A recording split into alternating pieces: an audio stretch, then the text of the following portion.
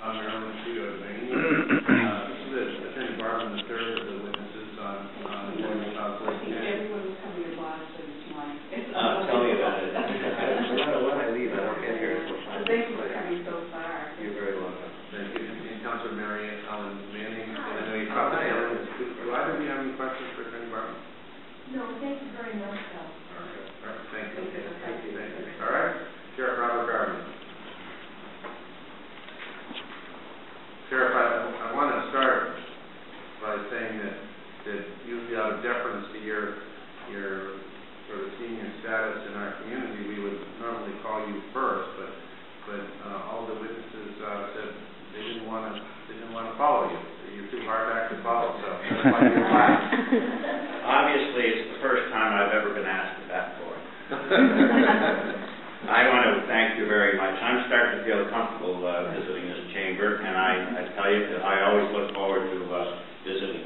Obviously, today is especially pleasant for me as I drove across the Commonwealth, because I knew at the conclusion of my trip I was going to have the opportunity to speak in support of the nomination of Attorney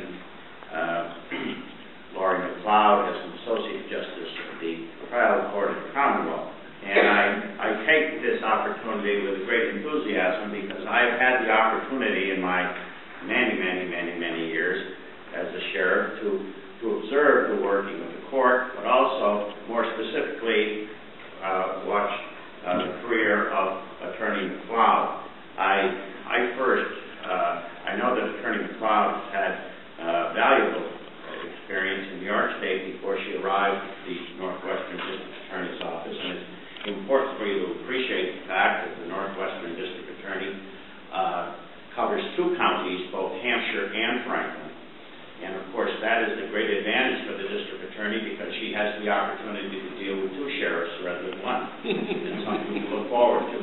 Obviously, I did not know of Attorney MacLeod until she arrived in the Northwestern District Attorney's Office, and it was almost immediately after being hired that her reputation as an outstanding prosecutor in the district court, in handling such a wide variety of cases that the district court does handle, and I always think of it as the people's court, that she established a reputation for her great ability at trial work, but also for her knowledge of the law and the variety of cases that she handled. And I frequently think that there is no better training ground for someone who's going to sit on the bench than someone who works in the district court, because if you don't see it there, it probably hasn't happened.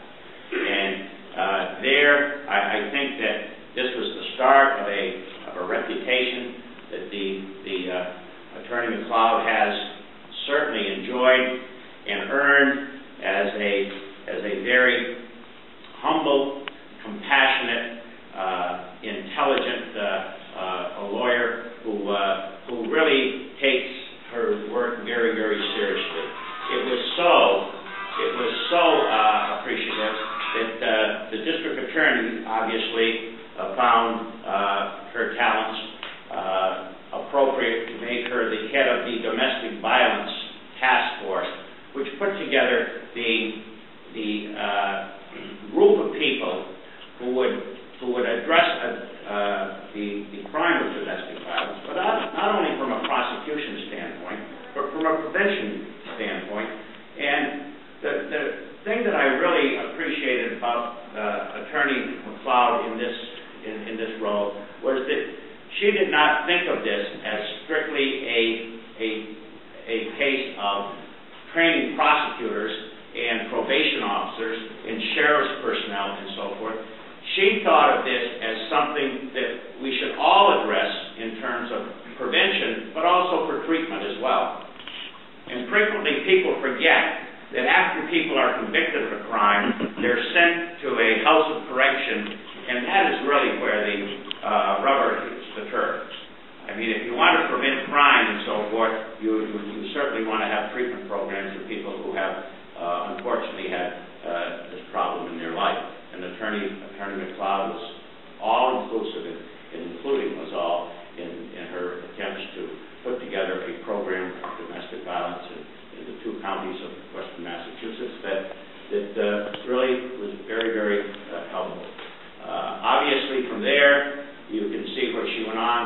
become the attorney in charge of the Franklin Bureau of the District Attorney's Office. Here, she not only supervised some half a dozen prosecutors, young prosecutors, who she not only supervised but trained. She also was in charge of the administration of the office, so the support staff also came under her authority. But one thing that impressed me about her in that position as well was that she led by example. She was not someone who simply administered an office. She tried as many cases as anyone else in the office, and she certainly led and was a great mentor and a great resource for the young attorneys that worked as assistant district attorneys. And I think the record will speak for itself in terms of her accomplishments there. Currently, obviously, she works in private practice and appears in Superior, the district, and the juvenile court. She has mentored prosecutors that work in the juvenile court. She's been a tremendous resource for all of us.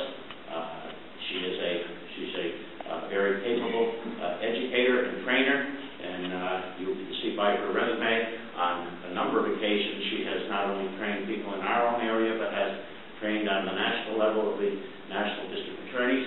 I cannot speak more favorably about this candidate. I think that she will be a tremendous judge.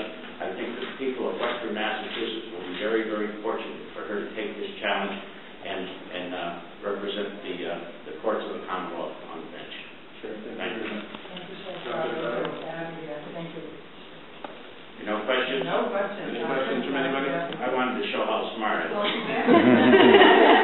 The last time you were here. I'm going to answer the questions, so you're not going to ask me anything. Well, you just stand here for morning walk.